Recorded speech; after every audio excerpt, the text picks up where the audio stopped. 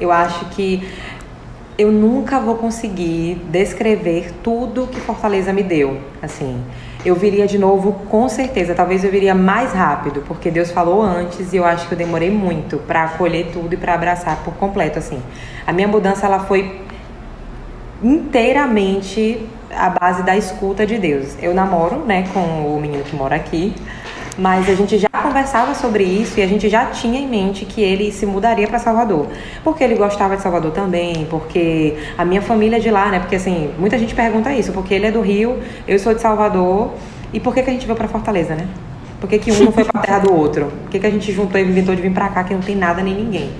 Mas Deus foi muito claro, assim, para mim é muito, nossa, a minha última formação do D2, eu fui para a formação comunitária. E durante a oração Deus falava que me tiraria de casa. Aí já ficou aquela coisa meio assim, porque eu não tinha como sair de casa, nem por que sair de casa. E aí eu fui partilhar com minha formadora e ela fez assim, faz um retiro pessoal sobre isso, eu sinto que tem a ver com o seu relacionamento. Eu não acho que é pra você ir em missão, reza com isso. Eu já tinha uns 3 anos e meio de namoro. Aí ela fez assim, eu sinto que é tempo mesmo, eu já vinha sentindo isso.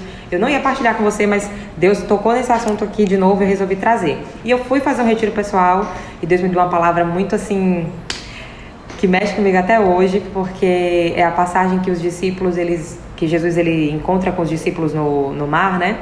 E aquela passagem ela trouxe muitas coisas para mim, porque ela começa assim, e Jesus olhou para os discípulos e disse, é preciso atravessar para o outro lado.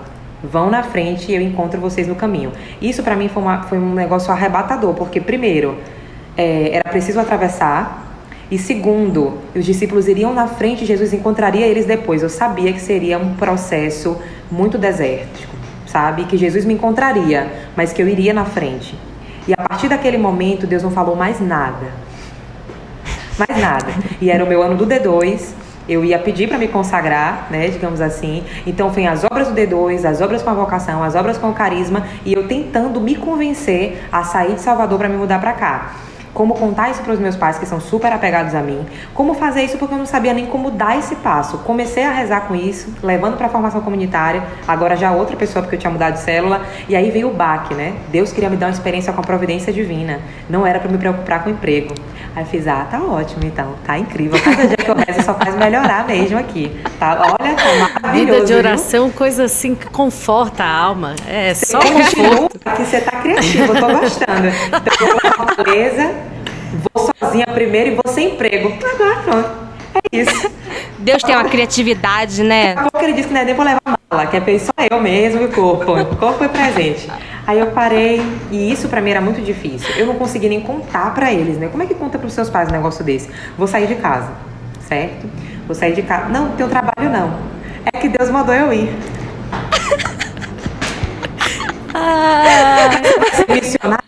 Não, tô indo passar fome mesmo. Mentira.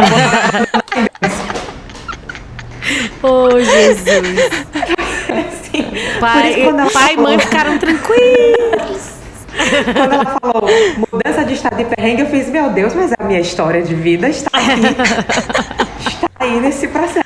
Em 3 palavras, é a história de vida inteira de Caroline. Mudança de estado com perrengue. E pra mim foi muito impactante, assim, porque era o ano do D2, né? E eu lembro que eu passei o ano inteiro rezando. Por isso que eu disse que eu poderia ter ido antes, mas acho que Deus ele faz tudo no tempo certo mesmo. Eu passei o ano inteiro rezando. Eu podia ter discernido isso em 3 meses, porque Deus já havia falado. E a todo tempo eu assim, não, vamos rezar mais, né? Vamos confirmar, vamos um pouquinho mais. Confirmar o quê, né? Como é que a gente pede confirmação da coisa que Deus confirmou? Não faz sentido nenhum, mas a gente faz isso. Deus falou um negócio, eu falo, Deus, se confirme aqui pra mim, porque é quase isso, né? Eu falei, mas eu já disse, é pra confirmar o quê? O pior é quando a gente entra naquelas, assim, confirmações ridículas, né? Tipo assim, se o vento soprar pra direita agora, é porque eu vou. Gente, a loucura maior que eu fiz, eu falei, eu vou sonhar com alguma coisa viva. Se eu sonhar com uma coisa morta, eu não vou. Eu fiz isso. E o que deu o sonho, no final das contas? Nem sonhei, né? Pelo menos, né? E ele não fez nada. Eu não dei exemplo, eu fiz tipo assim, Deus, se eu sonhar com uma árvore, uma coisa viva, sonhar com uma pedra, algo abstrato aí, morto, falecido. Dei ideias, nada aconteceu. Não usem essa, não funciona, tá? Gente, mas eu acho que tem mais coisa viva do que falecida, assim, né? Se você for pensar. Se você for eu pensar nem fui numa cena do inteligente. sono, uma cena lá do seu sonho, aliás, você já vê coisas vivas. Não é possível. Não, mas a cara de Jesus é me mandar uma árvore em cima de uma pedra, que aí eu fico assim.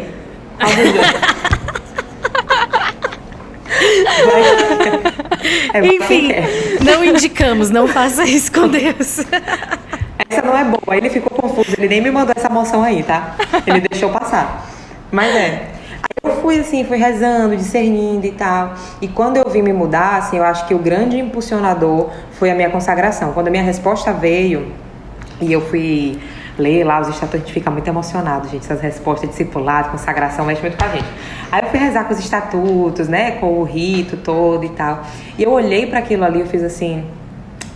Diante de um ano de discernimento, eu não tenho condições de me vestir, ir lá para o altar da igreja com os meus irmãos, consagrar minha vida e negar alguma coisa que Deus está me pedindo nesse tempo. Eu preciso dar um voto de confiança nisso aqui, sabe? Falei assim, meu Deus do céu, viver uma vida consagrada é viver uma vida sobrenatural. Vetar esse pedido de Deus é fugir desse sobrenatural. Então a minha consagração, ela não é real, sabe? Ela não tá indo pra lugar nenhum, assim. Era muito difícil, mas às vezes eu tenho esses momentos assim, Deus ele vai me dando esses estalos. Hoje mesmo eu tava rezando uma coisa específica e eu fiz assim, eu tenho que fazer isso agora. Eu parei no meio da oração pra fazer, porque eu falei, se eu não fizer isso agora, isso que eu tô rezando não tem fruto. Não é só uma leitura, só um momento de, sei lá, Pequeno Príncipe, abrir pra ler, sabe? E não pode, o evangelho tem que ser encarnado. E pra fazer votos de consagração, aquilo pra mim era algo muito sério, era algo muito importante. Engraçado que na minha missa, a gente não tem, né, como ir todo mundo junto. E aí, normalmente, eles dão o microfone pra alguém. Eles me escolheram pra ler a carta. Eu já tava com passagem comprada, eu me mudava uma semana depois. E aí eu fui, e eu fui ler, né? Mas eu chorava lendo essa carta. Porque eu ia falando aquelas coisas ali, para onde o Senhor quiser me enviar. E eu... chorando, assim, onde a humanidade e a igreja precisarem de mim. Nossa, e eu ficava assim, falei, meu Deus, e a gente ia rezando e as profecias de Deus para minha vida aqui eram muito fortes. O Senhor me fala que Ele quer te dar um crescimento espiritual e humano, né, de maturidade, tanto humana quanto espiritual. Eu fiz, meu Deus, eu vou dar passos espirituais na vocação, na vida que eu estou escolhendo para mim, que o Senhor confirma, porque eu estava me consagrando. E era muito assim, mas como é que explicava isso para minha família? É muito difícil. Mas foi assim, foi muito de Deus, foi a voz de Deus mesmo. Não teve outra coisa que me trouxesse pra cá. Eu não viria por nenhum outro motivo. Eu não sairia de Salvador, eu não deixaria a minha casa, eu não deixaria os meus pais. Eu não me mudei porque eu estava em crise. Eu não tinha problema nenhum no centro de evangelização. Eu amava o apostolado, eu amava o centro, eu amava as pessoas, eu amava tudo. Não tinha porquê. Deus me pediu o bom pra me oferecer algo melhor. Foi isso. Forte, menino, forte. Forte mesmo. Coração é isso, minha gente. Eu ia... Só isso, apenas. Apenas a nota que ela não é eterna.